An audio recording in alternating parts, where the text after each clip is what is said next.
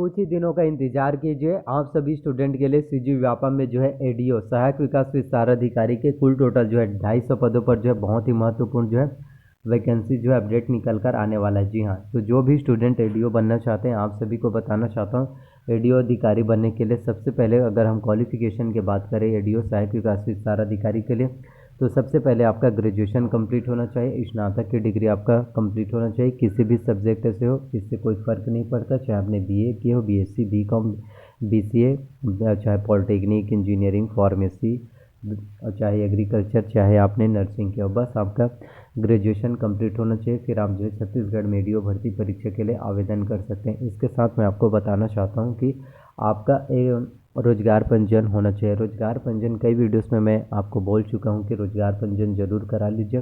रोजगार पंजीयन जो है काफ़ी ज़्यादा इंपॉर्टेंट रहता है। आप मेहनत करके एग्ज़ाम्स को अगर क्वालिफाई भी कर लेंगे, लेकिन जब आपके सर्टिफिकेट को चेक किया जाता है, डॉक्यूमेंट वेरिफिकेशन, दस्तावेज परीक्षण होता है, तो वहाँ पर अगर आपने रोजगार पंजीयन अगर नहीं हुआ रहेगा तो आपका जो सिलेक्शन रहेगा उसे भी डिस्क्वालीफाई कर दिया जाएगा।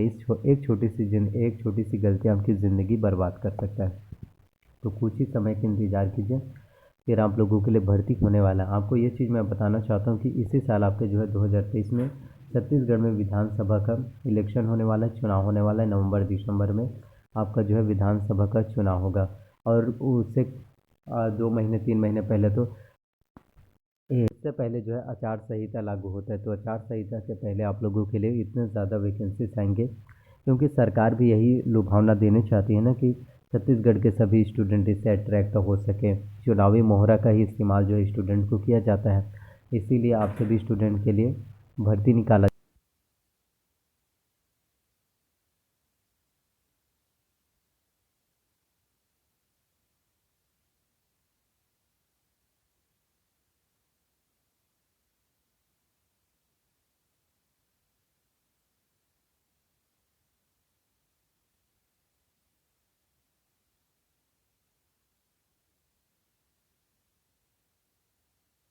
और रेडियो भर्ती परीक्षा की खास बात यह है कि इसमें ना ही तो गणित से, ना ही अंग्रेजी से, और ना ही रीजनिंग से, इससे प्रश्न तो कतई ही नहीं पूछे जाते। आपके हिंदी से ही प्रश्न सबसे ज़्यादा पूछे जाते हैं, 30 अंकों के प्रश्न, इसलिए हिंदी में भी आपको अच्छे से मेहनत करना है। तो मैं अब आपको बताना चाहता हूँ सिलेबस के बारे में। तो कुछ ही दिनों में इसके लिए नोटिफिकेशन निकल कर जो है आप सभी स्टूडेंट के लिए आ जाएगा। तो छत्तीसगढ़ में अगर हम बात करें रेडियो भर्ती परीक्षा के सिलेबस और एग्ज़ाम पैटर्न की, तो रेडियो भर्ती परीक्षा में कुल आपके एग्ज़ाम्स में 150 प्रश्न पूछे जाते हैं, जो कुल 150 अंकों के होंगे। प्रत्येक प्रश्न के लिए आपको 1 अंक दिया जाएगा। इसमें निगेटिव मार्किंग 0.25 होता है। एग्ज़ाम्स के लिए, परीक्षा के लिए आपके पास 3 घंटे का समय जो है होगा। 3 घंटे में आपको जो है 150 प्रश्नों को सॉल्व करना है।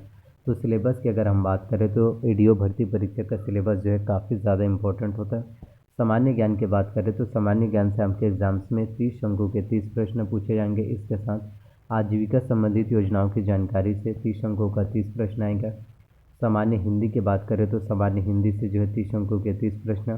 पंचायती राज की जानकारी से 30 अंकों का 30 प्रश्न।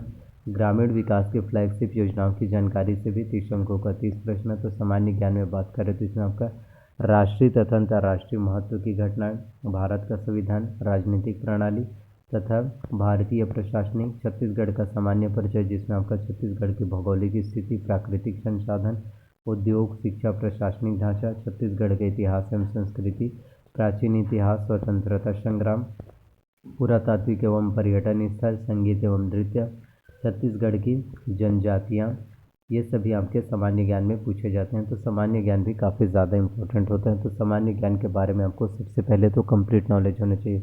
तो सामान्य ज्ञान की तैयारी यदि आप करना चाहते हैं छत्तीसगढ़ के सामान्य ज्ञान की, तो इसके लिए सबसे पहले तो आपको कंपटीशन एकेडमी का बुक लेना है, हरिराम पटेल सर का, तभी आपको सामान्य ज्ञान के बारे में कंप्लीट जो है जानकारी मिल पाएगा और आप सामान्य ज्ञान में बहुत अच्छे से नंबर ला सकते हैं। इसके साथ मैं आपको बताना चाहता हूँ आजीविका की। तो आजीविका संबंधित योजनाओं की जानकारी से ही आपके एग्जाम्स में 30 अंकों का 30 प्रश्न आएगा। तो इसमें आपका आजीविका संबंधित योजनाओं की जानकारी से जो 30 अंकों के 30 प्रश्न आएंगे, इसमें आपका भारतीय कृषि और ग्रामीण अर्थव्यवस्था में उसकी भूमिका, इसके अंतर्गत आपका जो है हरित क्रांति, श्वेत क्रांति, कृषि का मशीनीकरण तथा पशुपालन आदि का ग्रामीण जनजीवन पर प्रभाव का अध्ययन, इससे आपके एग्जाम में प्रश्न पूछे जाएंगे। साथ ही आपका राष्ट्रीय आजीविका मिशन, आजीविका प्रदान करने में ग्रामोद्योग की भूमिका, संस्थागत विकास जिसमें आपका स्व सहायता समूह, स्व सहायता समूह के प्रकार और उसके जो है गठन की प्रक्रिया, आजीविका हेतु परियोजना प्रबंध जिसमें आपका सहकारिता एवं बैंक व्यवस्था, बाजार में आपका परिभाषा प्रकार, स्थानीय बाजार की रूपरेखा, आजीविका हस्तक्षेप के प्रकार और उसके तरीके, पशुधन उत्पाद तथा प्रबंध, ये सभी आपके एग्जाम्स में आएंगे। साथ ही आपके पंचायती राज की जानकारी से भी 30 अंकों के 30 प्रश्न आते हैं। तो पंचायती राज की जानकारी में आपका 73वां संविधान संशोधन की विशेषताएं, छत्तीसगढ़ पंचायत राज अधिनियम, त्रिस्तरीय पंचायत की संरचना, ग्राम पंचायत के कृत्य, ग्राम सभा, ग्राम पंचायत की स्थायी समितियां एवं उनके कृत्य, पंचायत सेक्टर की प्रमुख योजनाओं की जानकारी, ये सभी आएंगे एग्जाम्स में। साथ ही ग्रामीण विकास की फ्लैगशिप योजनाओं की जानकारी, तो इसमें आपके एग्जाम्स में आएंगे ग्रामीण विकास की विभिन्न योजनाएं जिसमें इसका उद्देश्य पात्रता मिलने वाली सहायता की जानकारी हो गया, ग्रामीण विकास की योजनाओं की संक्षिप्त जानकारी जिसमें आपका महात्मा गांधी राष्ट्रीय रोजगार गारंटी योजना, राष्ट्रीय ग्रामीण आजीविका मिशन, स्वर्ण जयंती ग्राम स्वरोजगार योजना, इंदिरा आवास योजना, एकीकृत जल ग्रहण प्रबंधन कार्यक्रम, आम आदमी बीमा योजना, प्रधानमंत्री ग्राम सड़क योजना, मुख्यमंत्री ग्राम सड़क योजना, सामाजिक अंकेक्षण, ग्रामीण विकास की योजनाओं के क्रियान्वयन में जो है बैंकों की भूमिका, सूचना के अधिकारी अधिनियम 2005, जल ग्रहण प्रबंधन जिसमें इसका उद्देश्य एवं योजनाएं, ये सभी एग्जाम्स में पूछे जाते हैं। इसके साथ सबसे अंतिम है सिलेबस में आपका सामान्य हिंदी से, तो सामान्य हिंदी से भी आपके एग्जाम्स में 30 अंकों के 30 प्रश्न आएंगे। हिंदी में आपका वर्ण विचार स्वर व्यंजन अक्षर वर्तनी वचन, स्वर संधि में आपका स्वर संधि व्यंजन संधि एवं विसर्ग संधि, शब्द रूप में आपका शब्द रूप और शब्द रचनाएं जिसमें स्रोत के आधार पर शब्दों के वर्ग तत्सम तद्भव देशज, अर्थ के आधार पर शब्द भेद पर्यायवाची विलोमार्थी अनेकार्थी शब्द, अनेक शब्दों या वाक्यांशों के लिए एक शब्द, ये सभी एग्जाम्स में पूछे जाते हैं।